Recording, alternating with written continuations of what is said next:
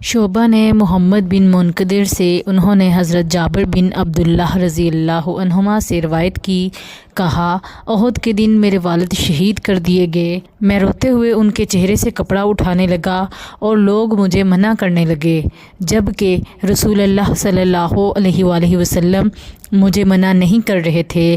میری پھوپھی حضرت فاطمہ بنت عمر رضی اللہ عنہا نے بھی ان پر رونا شروع کر دیا۔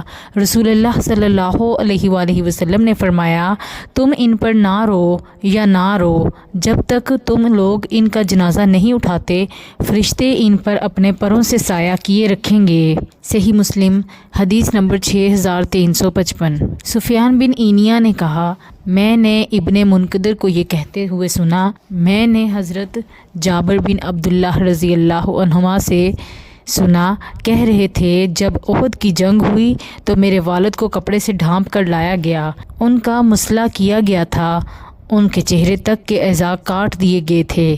میں نے چاہا کہ میں کپڑا اٹھاؤں اور دیکھوں تو میری قوم کے لوگوں نے مجھے روک دیا۔ میں نے پھر کپڑا اٹھانا چاہا تو میری قوم نے مجھے روک دیا۔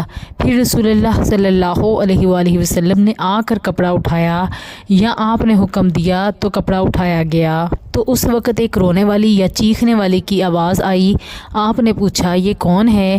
تو لوگوں نے بتایا عمر کی بیٹی یعنی شہید ہونے والے عبداللہ کی بہن ہے، یا کہا عمر کی بہن شہید کی پھوپھی ہے۔